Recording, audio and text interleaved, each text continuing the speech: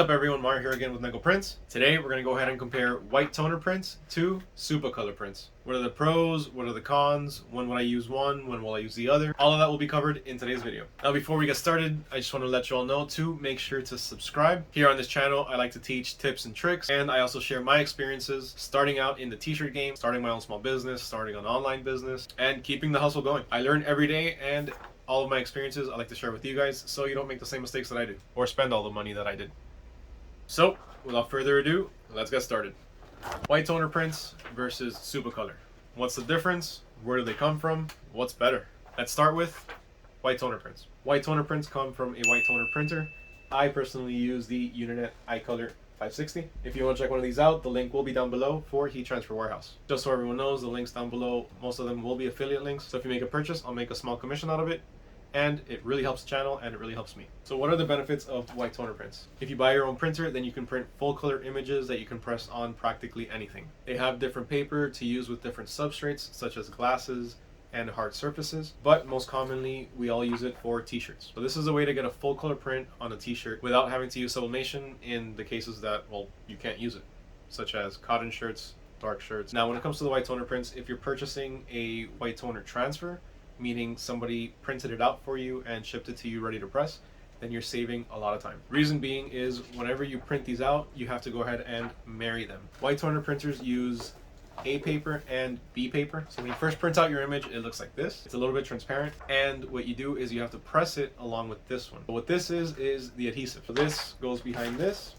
You marry it or press it, then once that process is done, you'll have this. It's not as transparent, and in the back you'll see that the adhesive stuck to wherever there was toner. That's just a little bit of extra information for all of you who are considering maybe buying a white toner printer, and that's pretty much it. And now the Supacolor prints. Supacolor prints come ready to press. You can see there's already adhesive in the back. It's a different material than the white toner prints, and it also has a different feel. Let's go ahead and press both transfers.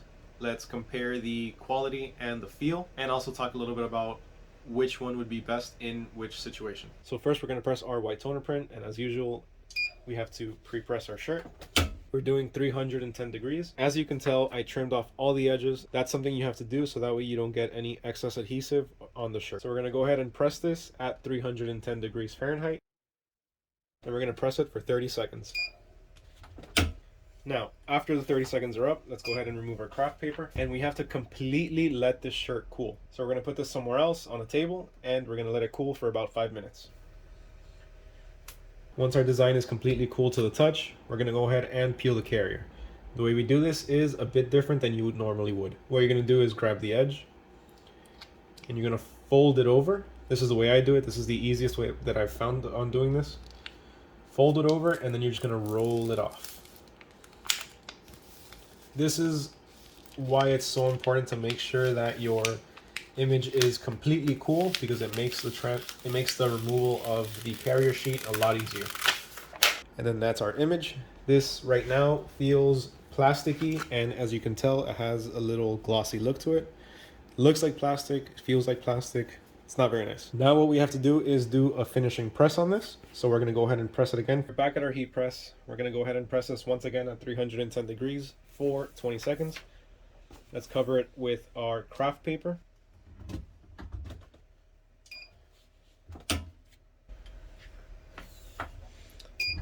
Once it's pressed, what I like to do is roll this off a little bit as well this way, because the image can stick to the paper.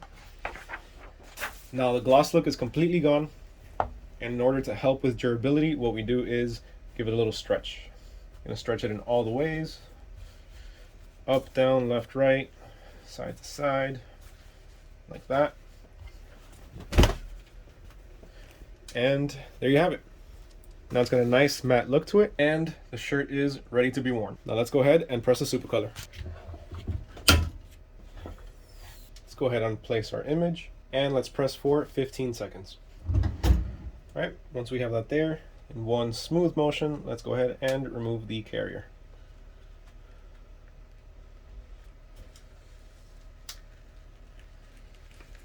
All right, that looks good. Now let's cover it and press for 4 seconds.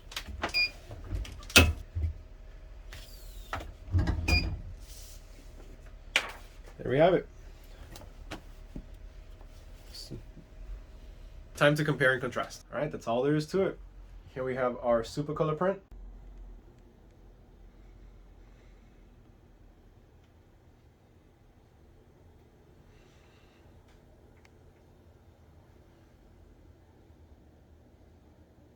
And here we have our white toner print.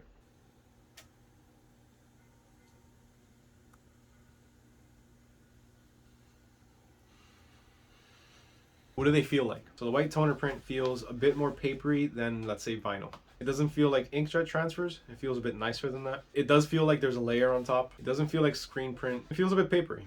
That's what it is. It feels a bit papery, and I don't know if you can hear when you scratch on it. Maybe that'll give you kind of an idea, but it's durable. I've had a few of these already out for maybe 10, 12 washes, and the quality is still the same. So that's what this one feels like. And as you can tell, the gloss is completely gone. Now it has more of a matte look. That's what happens after you do the second press. The second press secures it on here, gives it a bit more durability on the shirt, and gets rid of the gloss. There you have the white toner print. Now let's check out the Supacolor transfer. This does not feel like the white toner print at all. This actually feels more like vinyl. It feels like the whole thing is one big piece of heat transfer vinyl. It's soft.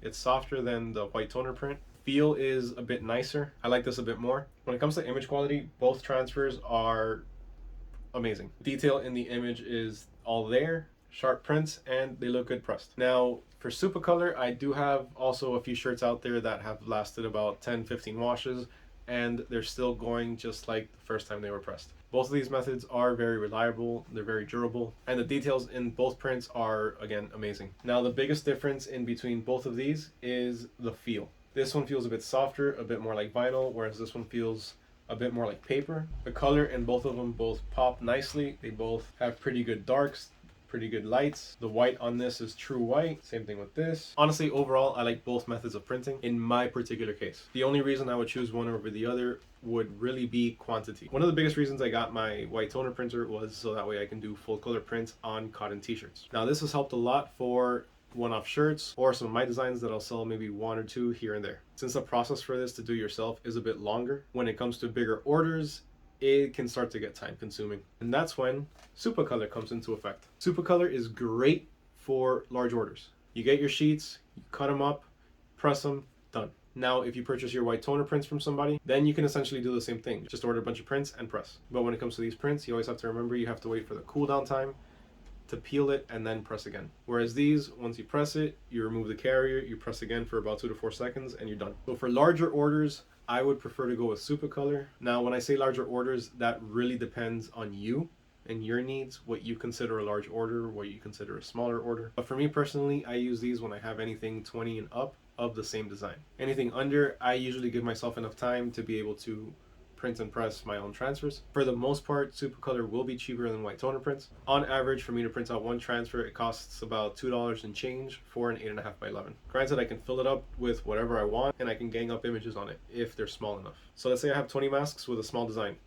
I can gang up all 20 of those designs on 1 or 2 sheets for my white toner, print it out, press, and I'm done. Now, if I have 20 shirts with the same design and it's a larger print, then it's going to be a lot harder for me and a lot more time consuming for me to do, rather than just going to Supacolor, having them print it, send it to me, press, bam, done. Is it better to use white toner prints or is it better to use Supacolor? That depends. That really depends on what you're going for, what material you prefer. Really all depends on you. Do you have a white toner printer? Are you ordering the white toner prints? Are you okay with some of the extra time that you're going to take with white toner prints? Maybe you don't like the feel of white toner prints. Maybe you like Supacolor feel better. It's really all dependent on your job, what you're going to be using it for, and what you have at the time. If you have your own brand and you have a few designs that you like, you can send them off to Supacolor, get a bunch of transfers. You can just load up the shirt, load up the transfer, press, and done. It's all personal preference. So I hope this video was helpful for everyone. I hope I gave you a good idea on the differences between white toner prints and Supacolor prints. I will be adding to this series. I'm gonna start comparing different methods with each other. I'm gonna throw in some vinyl, some sublimation. So if you're interested in that, if you wanna learn more about the different types of printing, then make sure to go ahead and